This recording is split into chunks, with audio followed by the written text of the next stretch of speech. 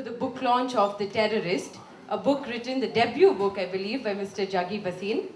We also have with us noted writer and columnist, Mr. Anil Dharkar. A very warm welcome to both of you. We would also like to thank Penguin for making this event possible. The Terrorist is a first in a trilogy series with a theme of terrorism in India. It tells the tale of Suvir and Murad, both numb with the pain of having lost their loved ones, but who choose different paths to traverse on. While one crosses the border and becomes the most dreaded of terrorists, the other joins the special forces. Their face-off is a fight to death. Juggi Bhasin, one of the first television journalists in India, joined Doordarshan News in 1987. He extensively covered the beginning of insurgencies in Srinagar. He was probably the only journalist to get footage of the demolition of the Babri Masjid in 1992. He has researched extensively for this book by drawing on his own experiences as well as those of others. We shall now have a little video presentation of the book.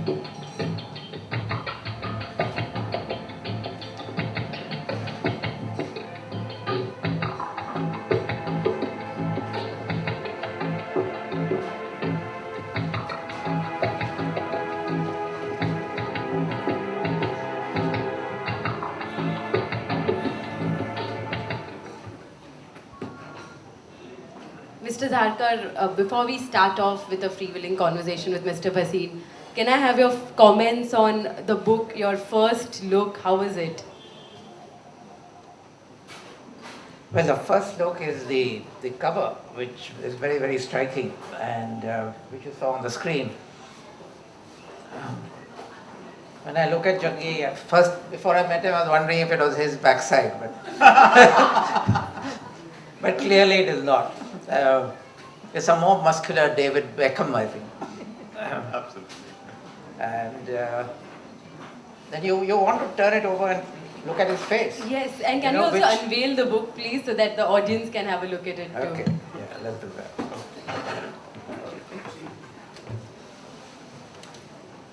Mr. Bhasin, there's a copy there too. Oh, okay. What are you supposed to do? Open the book? Just open it, yeah. Okay.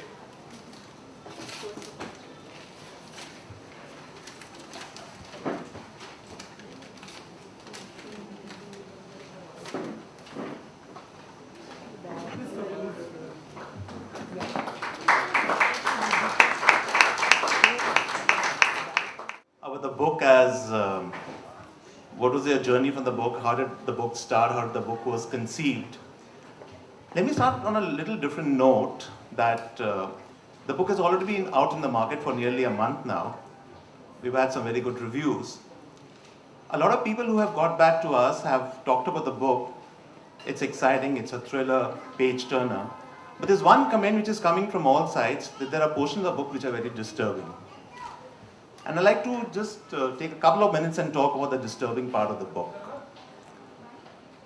In fact, you are preempting me because that's something I wanted to talk about. but since we have begun, let's continue, Okay, because okay. there is a huge amount of violence in the book, Yeah, and And at one point, I want to commission someone to do a head count of how many people you've killed off in. I think there are 520 odd pages. Yeah. Yeah. Okay. And there are probably at least 520 corpses. and most of them die in a horrible way. So Maybe some like Tarantino, someone, you know. yeah. Okay. And I met Juggi Bhasin now, and he seems like such a gentleman. And but he, on the page, I think there's a viciousness about you. Okay. So let me try and keep my gentle demeanor and not descend into something else. But I just wanted to share a personal experience with you, how the book came to be about. You know, that might just help to throw some light on the book. And Anil, of course, will talk about the other aspect. But this is a personal experience we just wanted to share with everyone out here. This was the time, and Kamli is there. Kamli and I, we used to be Doordarshan together. And this was the time when the Babri Masjid thing was going on. So I was used to work for DD News then, and we were told to take a team and immediately head for, because there's something could happen out there. Nobody knew what, but something could happen. So I was there at that spot, and on that fateful day, I don't know if some of you might recall, the masjid was brought down by the car savers. This is in, I think, 6th December 1992. Something happened on that day. A lot of journalists took refuge in a place.